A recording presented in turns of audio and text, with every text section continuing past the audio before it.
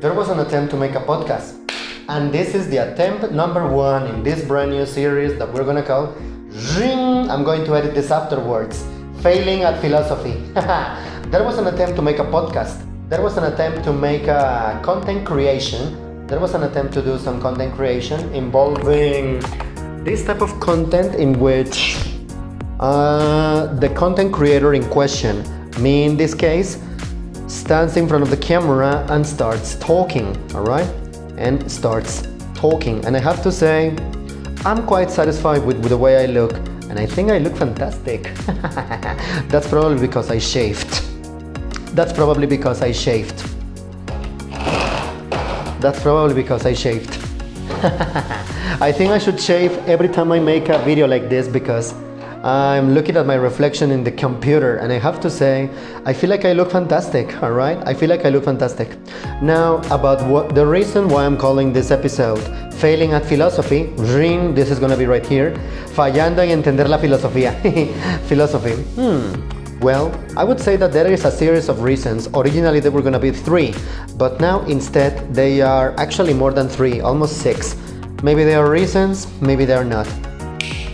But anyway, let's give it a try. Reason number 1, I watched a video about top 7 most hypocritical philosophers, alright? The most hypocritical philosophers, such as Martin Heidegger, Jean-Jacques Rousseau, Friedrich Nietzsche, Diógenes, I don't like the English pronunciation, Diógenes, Arthur Schopenhauer, Ayn Rand, and Karl Marx. I watched this video and I was kind of inspired by this video, which is in Spanish. However, I'm going to include it in the description below when this video is over, alright? Reason number 2, this type of video I have realized is quite easy to edit compared to the video narrations that I usually make in this channel, which is footage, audio, subtitles, text on screen, which helps you read whatever it is that I'm reading, and I usually make horror narrations. This one is quite easy because, well, as you can see, I'm in the TV. No, I am on this camera angle. I'm right here. The phone or the camera is recording while I am speaking here. And afterwards, I can simply place subtitles over anywhere in the screen. All right, this video is easy to edit. Reason number 3, it's content to make a podcast. As I said at the beginning, there was an attempt to make a podcast, and unlike the previous episodes of the child-free podcast, this is gonna be a little different because, well, I want to look fancy, I want to look snobbish, I want to look smart. However, the big difference is that I'm aware that just like Socrates is quoted as saying, I only know, I know nothing. And when he says that, I believe that he is saying that he is not suffering from Dunning-Kruger effect. Alright? When Socrates said, I know nothing. I know that I know nothing, derived from Plato's account of the Greek philosopher Socrates, for I was conscious that I knew practically nothing. When he says that, he is stating that he does not suffer from Dunning-Kruger effect. Dunning-Kruger effect. Yeah, according to Wikipedia, I'm quoting it. According to the dictionary, according to Google, it is, let's see, taken from Wikipedia, it says, the Dunning-Kruger effect is a cognitive bias that describes the systematic tendency of people with low ability in a specific area to give overly positive assessments of their ability. The term may also refer to the tendency of high performers to underestimate their skills. The term was formalized and empirically studied by the psychologists David Dunning and Justin Kruger in 1999. In popular culture, the Dunning-Kruger effect is sometimes misunderstood as claiming that people with low intelligence are generally overconfident instead of denoting a specific overconfidence of people unskilled in particular areas. Long story short, and in more colloquial way of speaking, it means that you overestimate your abilities. You're not as smart as you think you are, alright? Back to the topic that I was saying at the beginning. Reason number 1, I was inspired by the video of hypocritical philosophers. Number 2, this type of video is easy to edit. Number 3, I want to look smart. Number 4, I want to improve myself. Content to make a podcast, the sort of video that you listen You don't have to watch, but you simply listen. And during this video, I'm not gonna use cuts and shove an image down your throat. No, and show an image to enhance whatever it is that I'm saying. No, I'm just talking in front of the camera, and that's it. Number 444, improve my mentality. You know, reading overall is good. The best advice that many classic and amazing writers have for aspiring writers is read. Read out of passion, read in order to learn, read so that you can see how the big masters, the big experts do it, so that you can develop your own style and do your own thing. Number 5, I was inspired by Michelle Nadine. She's a content creator. She's a Venezuelan philosopher who makes, correct me if I'm wrong in that one, who makes content. She's amazing, and yeah, she makes amazing content about philosophy. She's from Venezuela and she lives in Mexico. She is conventionally attractive and conventionally good looking. She has even spoken about philosophy regarding that. How is it that a beautiful girl is talking about philosophy? Yeah, guess what? Intelligence can come in many shapes. And number 6, it's just a theme to make a block. It's just a theme to make a block. So let's give it a try. The first hypocritical philosopher that we're gonna check would be Jean-Jacques Rousseau. Oh, I forgot to include another reason into the list of reasons about why I'm making this type of video of failing philosophy. Failing philosophy. Reason number 7. Their books are fortunately available in Gutenberg.org. Damn, do I love this website. 7.1. Therefore, I can copy paste whatever is being said, whatever was. Therefore, I can copy paste the texts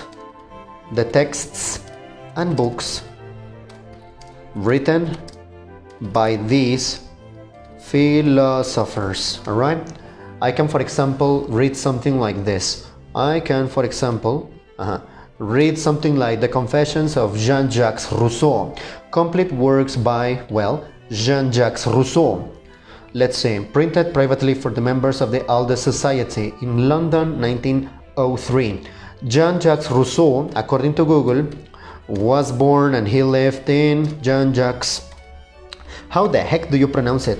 According to this, he was Swiss. He was philosopher, playwright, pedagogue. He was born in what? In Geneva, apparently. One more time. He was born in Geneva. What's his nationality? French or Genevan? Genevan. That makes him Swiss by modern standards. He was born in 1712. And he died in 1778, 1778, alright? And apparently he wrote many of his books in French, alright? Back to the topic. Hello, whoever is watching this, hello. What's the name of the book that we are reading in this first episode of Failing Philosophy? Failing Philosophy. We're gonna read the Confessions of Jean-Jacques Rousseau.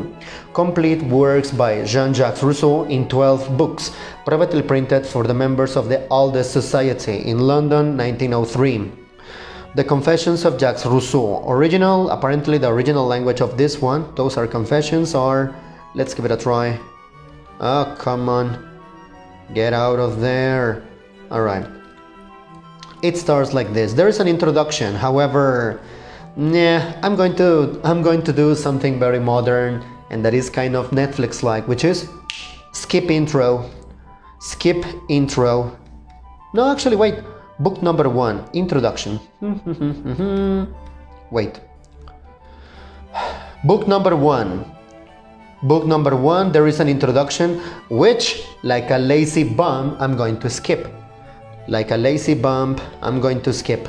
And instead, I'm going to go directly to book number 1. Oh, and a little context. In that video I watched about hypocritical philosophers, the most important thing that I remember from Jean-Jacques Rousseau is that he made a lot of treatises, books, and theories on education, I think. He wrote basically wonderful books on let me try to remember. He wrote amazing books on the raising of kids. However, he didn't raise any of his kids. He abandoned them all in orphanages, all right? The kindness of being, loving raising, loving and virtuous child rearing. Child rearing. However, as I said, he didn't take care of any of her kids. He abandoned all of his kids, newborns, in an orphanage, refusing to raising each and all of them. He confessed that he abandoned each and every single one of them. Therefore, what the hell is wrong with that? Alright, what the fuck is wrong with that?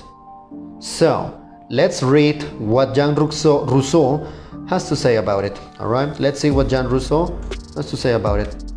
It says, yeah, it starts with, I have entered upon a performance which is without example, whose accomplishment will have no imitator. I mean to present my fellow mortals with a man in all the integrity of nature, and this man shall be myself. Oh, nice. I know my heart. I have studied mankind. I am not made.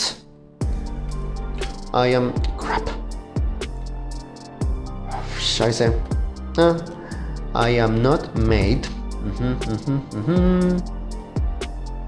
One more time. I am not made. I know my heart. I have studied mankind. I am not made like anyone I have been acquainted with, perhaps like no one in existence.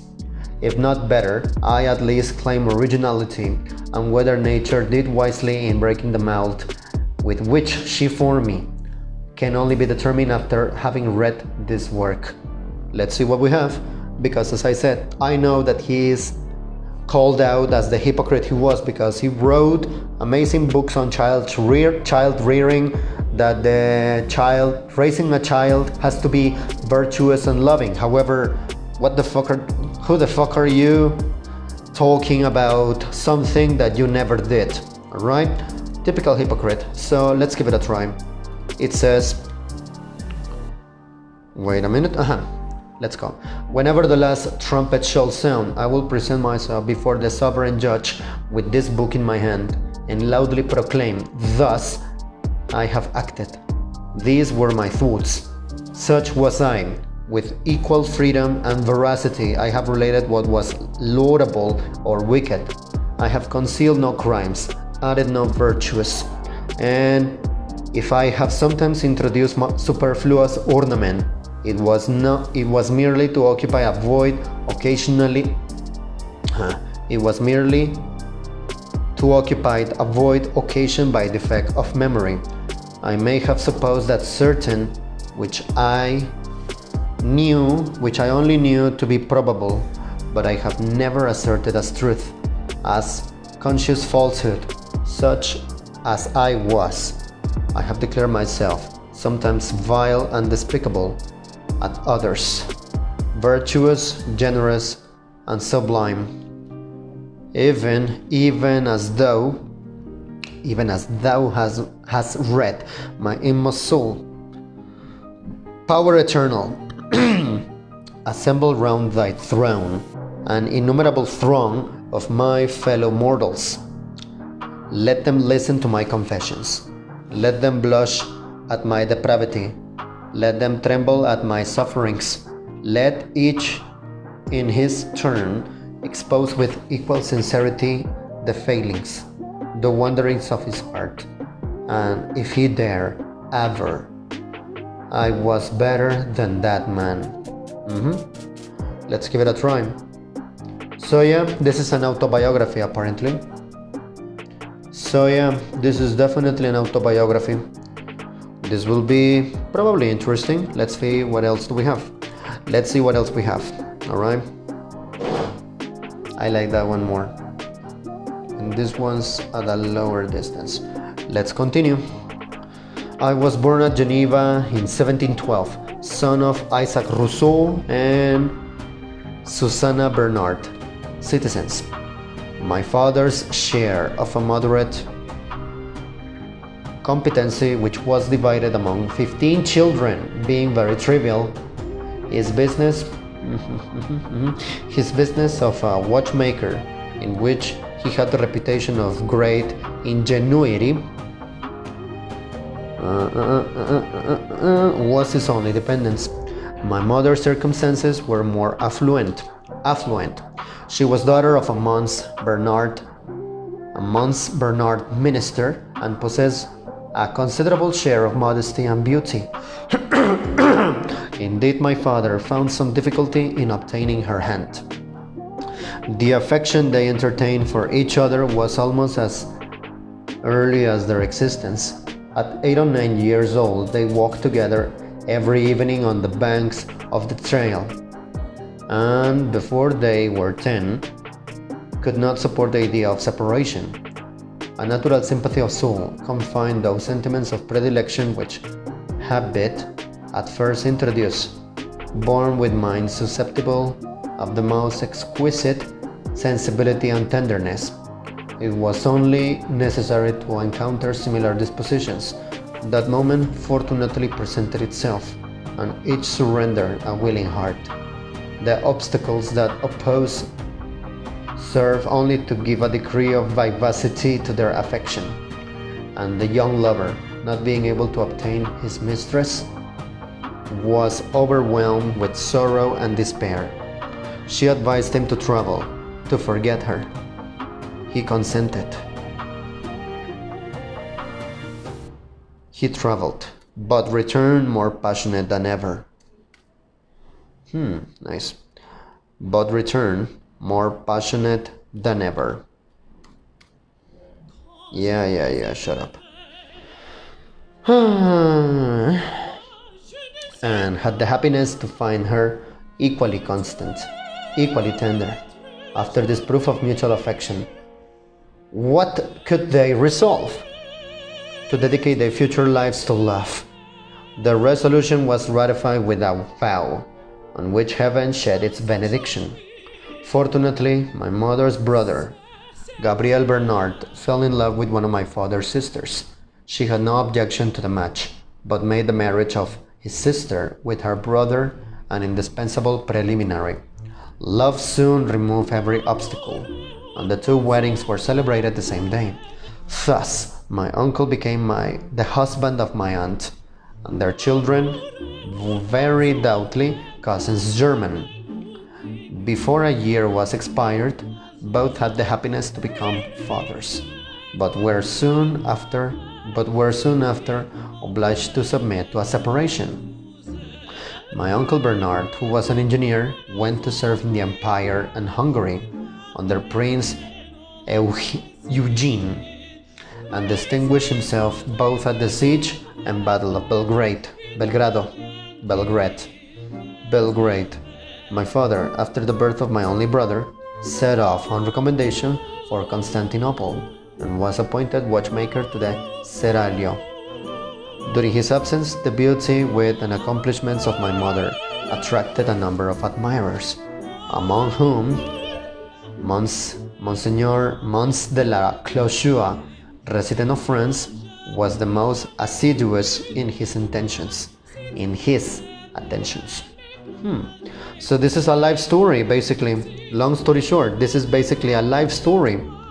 That's what it is, a life story. And to that I said, sure, tell me more. Sure, tell me more. Let's see. They were too brilliant for her situation. The minister. What's this? A note? They were too brilliant for her situation. The minister, her father, having bestowed great pains on her education. She was taught drawing, singing, and to play the theorbo, had learning, and wrote very agreeable verses. The following is an extempore piece which she composed in the absence of her husband and brother, in a conversation with some person relative to them, while walking with her sister-in-law. and their 2 children. Let's give it a try. Then he showed us 2 notes, one in French and the other one in English. Let's see. Ces 2 messieurs qui sont absents non sont chers de bien de manière. Ce sont nos amis, nos amants. Ce sont nos maris et nos frères, et le père de cet enfant. These absent ones who just claim our hearts by every tender name, to whom each wish stands. Our husbands and our brothers are the fathers of this blooming pair, our lovers and our friends. Keep going. This is getting better by the moment. His passion must have been extremely violent, since after a period of 30 years, I have seen him affected at the very mention of her name. My mother had a defense more powerful ever than her virtue. She tenderly loved my father and conjured him to return. His inclination seconding his request, he gave up every prospect of emolument and hastened to Geneva. I was the fortunate fruit of his return, being born 10 months after, in a very weakly and infirm state. My birth cost my mother her life, and was the first of my misfortunes. I am ignorant how my father supported her loss at the time, but I know he was ever after inconsolable. In me he still thought he saw her. He so tenderly lamented, but could never forget I had been the innocent cause of his misfortune, nor did he ever embrace me. But his signs, the compulsive pressure of his arms, witnessed that a bigger regret mingled itself with his caresses, though I may be supposed that they were not, on his account, less ardent. When he said to me, "Jean-Jacques, let us talk of your mother," my usual reply was, "Yes, father, but then, you know, we shall cry." And immediately the tears started from his eyes. "Ah," exclaimed he with agitation, "give me back my wife. At least console me for her loss. Fill up, dear boy, the void she has left in my soul. Could I love thee thus, were thou my only son?" 4 years after this loss, he expired in the arms of his second wife. But the name of the first still vibrated on his lips. Still was her image engraved on his heart. Such were the authors of my being. Of all the gifts it had pleased heaven to bestow on them, the feeling heart was the only one that descended to me. This had been the source of their felicity. It was the foundation of all my misfortunes.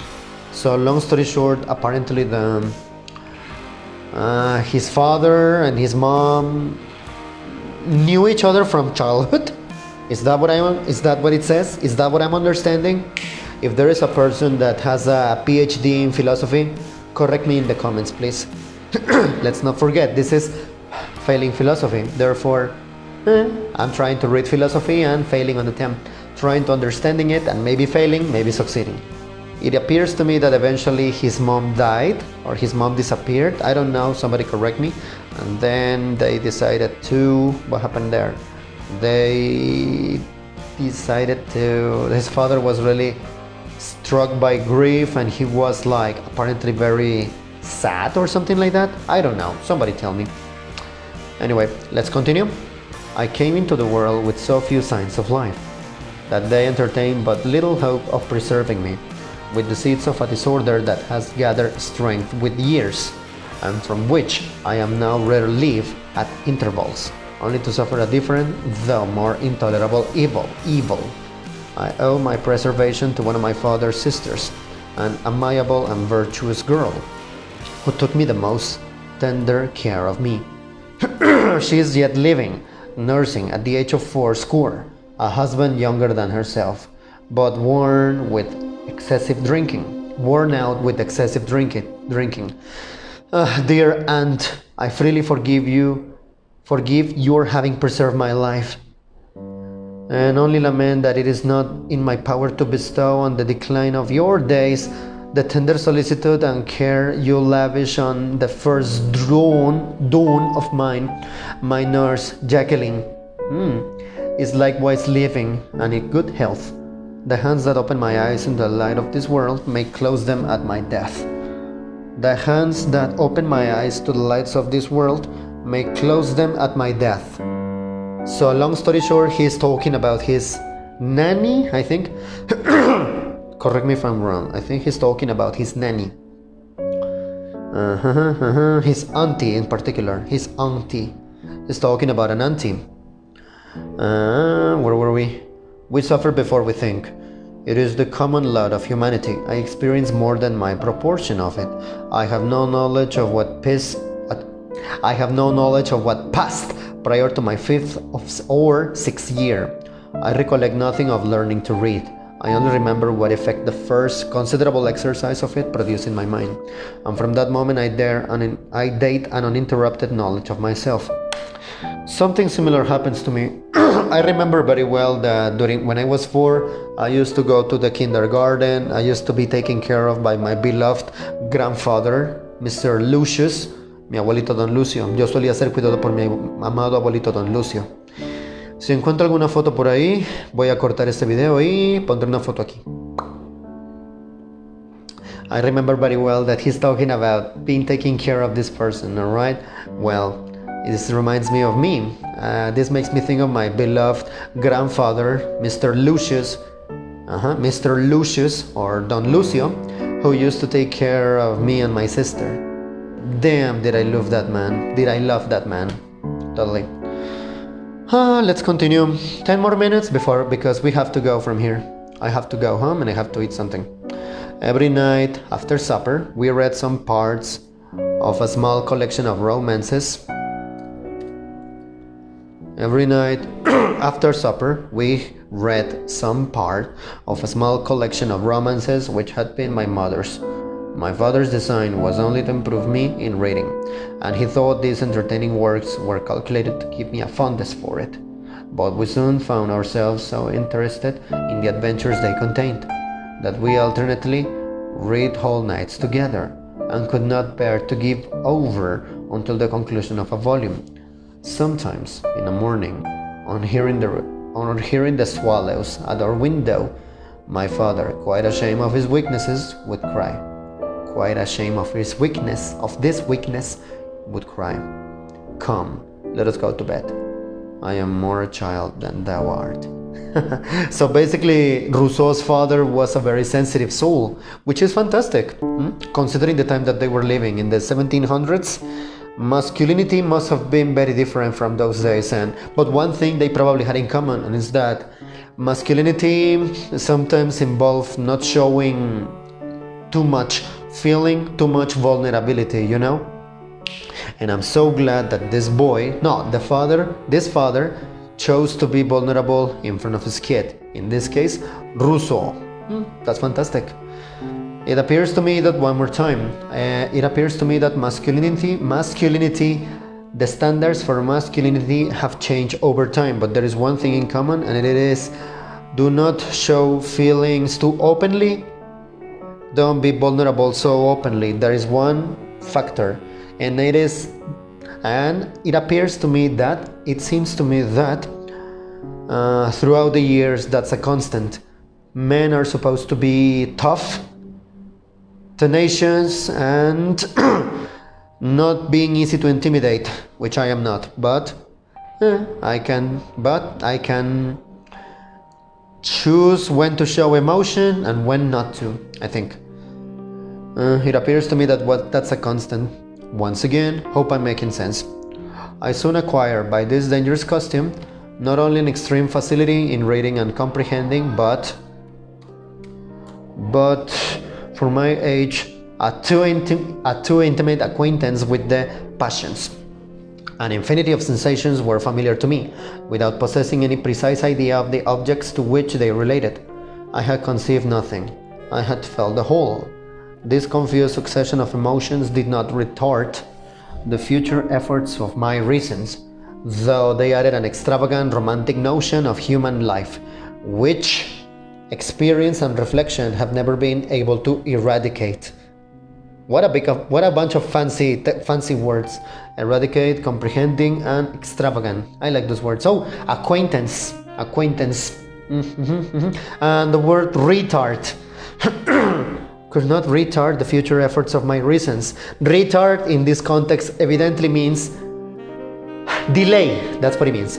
It appears to me that the word retard in this context means delay, because probably it's retrasar. Retrasar in Spanish, retrasar, delay. In English, delay. And in French, apparently, would be something like retarder, I don't know, which is not the ablest slur used for mentally handicapped people. I think that's what you call it. If there is someone that likes to talk about, if there is a mentally handicapped person, please, capable of using the message, capable of using the comment section, please in the comment section below tell me about the use of the R word, which is of course retard, retard. I'm not using it as a slur to insult people with mental disabilities, but in this context it means delay, because let us not forget that we are reading Rousseau, Jean-Jacques Rousseau, which is who is a French-speaking philosopher born in Geneva, I think. Let's continue. One more paragraph and that's it, because I have to go home and I'm hungry. Once again, I have to go home because we're hungry. And this particular episode of this podcast will be over in a couple more minutes, all right? In the next episode, I don't know which one we will check, but right now we're gonna finish with this. My romance reading concluded with the summer of 1719. The following winter was differently employed. My mother's library being quite exhausted, we had recourse to that part of our father's, which had devolved to us. We happily found some valuable books, which was by no means extraordinary, having been selected by a minister that truly deserved that title, in whom learning, which was the rage of the times, was but a secondary commendation. His taste and good sense being most conspicuous, I need to check that word. The History of the Church and Empire by Rousseau, Bossuet's Discourses on Universal History, Plutarch's Lives, The History of Venice by Nani, Ovid's Metamorphoses. He's not talking about Franz Kafka, because I believe that Franz Kafka didn't live at the same time as Rousseau. Let's see. Tell me Google. Tell me Google. Franz Kafka and Rousseau. Rousseau live at the same time. Did Franz Kafka and Rousseau live at the same time? No, they did not live at the same time. Rousseau lived during the 18th century, 1712 to 1778, while Kafka lived during the late 19th and the early 20s, which is 1883 to 1924. How about that? Let us not forget the language that they used to write, alright? Let us not forget the language that they used to write, which was Rousseau, I suppose he wrote in French. Let's see. Jean-Jacques Rousseau, language of writing, French? Yep, he wrote in French, while Kafka wrote in German. One more time, the last one would be I was here. Back to what I was reading again. The History of the Church and the Empire by Rousseau, Bossuet's Discourses on Universal History, Plutarch's Lives, The History of Venice by Nani, Ovid's Metamorphoses, La Bruyère, Fontenelle's World, his Dialogues of the Dead, and a few volumes of Molière were soon ranged in my father's closet, where, during the hours he was employed in his business, I daily read them, with an avidity and taste uncommon, perhaps unprecedented at my age. How beautiful is that? I could continue with this, but I have to go home because I'm hungry. We're gonna stop right there. Brave New World, thank you so much for being here, and see you in the next one. Peace.